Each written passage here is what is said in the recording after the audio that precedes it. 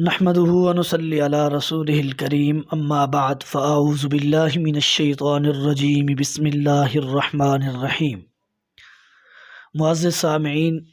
آج کے اس مختصر کلپ میں آپ حضرات کے سامنے ایک ایسی نماز کا تذکرہ کرنا چاہتا ہوں کہ جس کی ادائیگی کے بعد دنیا کا کوئی کمپیوٹر، دنیا کا کوئی کیلکولیٹر اس کے اجر کا، ثواب کا اندازہ نہیں لگا سکتا۔ تو آئیے امام الانبیاء جناب محمد الرسول اللہ صلی اللہ علیہ وسلم کی حدیث سماعت فرمائیں۔ آپ علیہ الصلاۃ والسلام نے فرمایا، صلاۃ الرجلین یؤم احدہما ازکی عند اللہ من صلاۃ اربعۃ تترا، دو لوگوں کی ایسی نماز جن میں سے ایک امام بنے اور ایک اس کا مقتدی بنے، وہ ان چار لوگوں کی نماز سے افضل ہے، پاکیزہ ہے، زیادہ اجر والی ہے، جو چار انفرادی علیحدہ علیحدہ ایک ایک ہو کر نماز پڑھتے ہیں۔ وَصَلَاةُ أَرْبَعَةٍ يَؤُمُّ أَحَدُكُمْ أَزْكَى عِندَ اللَّهِ مِنْ صَلَاةِ ثَمَانِيَةٍ تَتْرَى، اور وہ چار افراد جن میں سے ایک ان کا امام بنتا ہے اور تین مقتدی بنتے ہیں، ان چار لوگوں کی نماز 8 لوگوں کی نماز سے زیادہ پاکیزہ، زیادہ باعث اجر ہے۔ وہ 8 جو اکیلے علیحدہ علیحدہ منفرد ہو کر اپنی اپنی نماز ادا کرتے ہیں۔ اور آگے امام الانبیاء جناب محمد الرسول اللہ صلی اللہ علیہ وسلم نے فرمایا، وَصَلَاةُ ثَمَانِيَةٍ يَؤُمُّ أَحَدُهُمْ أَزْكَى عِندَ اللَّهِ مِنْ مِئَةِ تَتْرَى،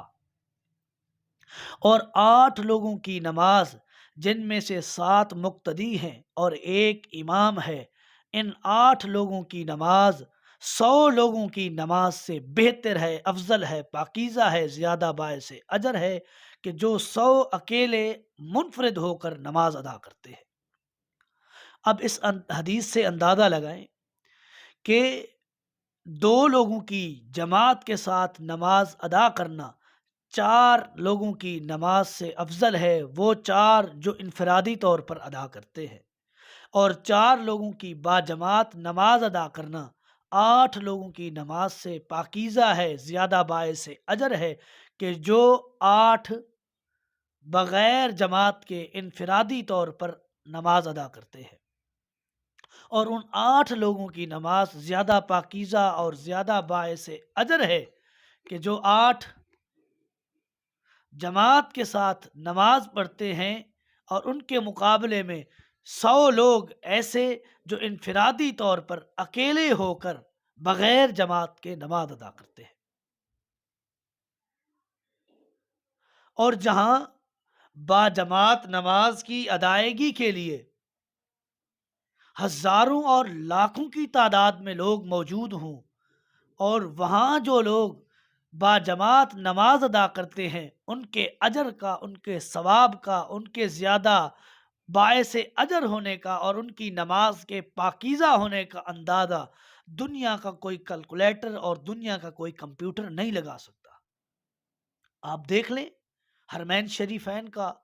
لاکھوں کی تعداد میں لوگ وہاں نماز باجماعت ادا کرتے ہیں، اور لاکھوں کی تعداد میں جو شخص باجماعت نماز ادا کرے، ان کے اجر کا، ان کے ثواب کا اندازہ کون لگا سکتا ہے؟ تو آئیے رسول اکرم جناب محمد الرسول اللہ صلی اللہ علیہ وسلم کی اس حدیث پر عمل کرتے ہوئے جہاں بھی جائیں